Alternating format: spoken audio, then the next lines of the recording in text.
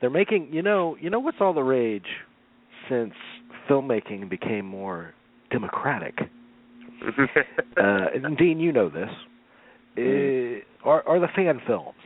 Now we see a lot of fan films. People that take what we do on Movie Geeks United. I'm not saying that we're the model because lots of podcasts do this, but they take, for instance, what we do, and they extend it to a filmmaking form. So they're like, oh, well, let me gather all the actors and creative talents I can around this one movie that I love, and make a documentary about it. And we've seen countless examples of this, and some of them turn out well, and some of them don't. I know some guy is making something on Pet Sematary, which there's some movies that you question, like, why do we need like a comprehensive history of that movie? But I guess there's a documentary on the making of Ghostbusters, the original Ghostbusters, that's on its way to theaters or on demand or wherever. And I think they're doing the Goonies.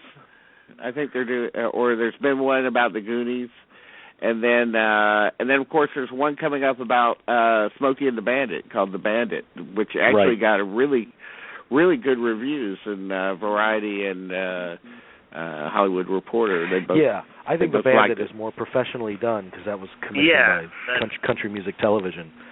But you're right, I wonder if they're going to talk about that stunt woman that Hal Needham put in dangerous way and made a paraplegic. I doubt it. But but that's going to be an interesting one because Burt Reynolds figures prominently in that.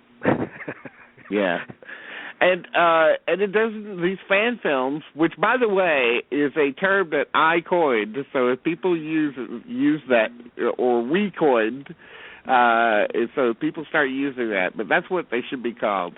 But it doesn't just extend to movies. It extends to things like, there's a documentary about Star Wars toys that's on Amazon Prime.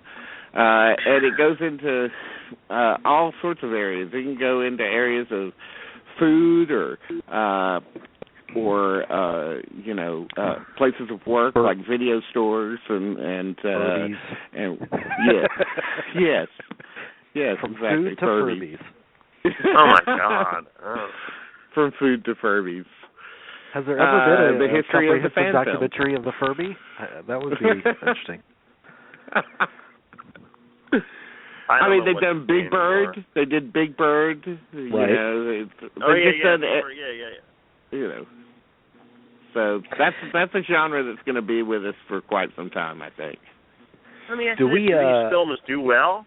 Do these films do well? I mean, I've seen some of them, but do they do well at all? I mean, or what are we using as the criteria? I've never heard of them doing well at the box office or anything like that, but they certainly seem to do well as kind of, for lack of a better term, kind of a filler documentaries for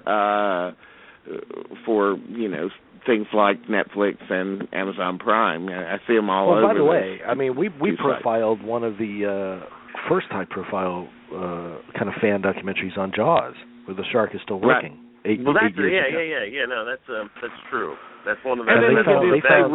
Room 237 is probably one of the most popular in terms of box office. Because Room 237 actually got theatrical and on demand. I mean, it did really well. But Shark is still working. Those guys toiled for years before Spielberg finally allowed that to be a part of his the Blu-ray package, which was a big boon for that movie. Huge deal, awesome deal. So I don't think mass appeal it doesn't, but within the limited niche that they're aiming for, I think these movies do really well. But, there's two documentaries I watched last year that I don't know if they fill this. The one on the making of Dr. Moreau, does that fall into this category? Lost Soul. Sure. And I was not crazy about that. I did not think that was a great. I know people were like, that got some notice. I didn't think. I didn't think that the guy. Well, that was a great film to begin with. The guy was that kind of visionary that the film was taken away from him 3 days after he got. I just didn't see the guy who directed Hardware. Okay.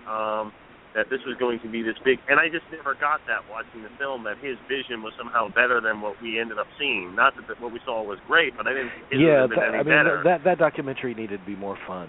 But yeah, exactly. Yes, thank you. The other one, the making of the Superman, Tim Burton Superman, outside of the producer, which one was it? Yeah, I think it was Peter Guber.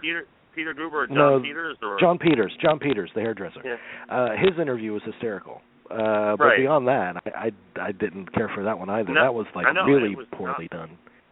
Exactly. Again, because they're fan films, though, fans. I'd like to know what the sales of the hard copies are doing. I mean, I know a lot of people don't buy those anymore, but I'd like to know. I'd be curious too. And of course, there's tons of music ones as well.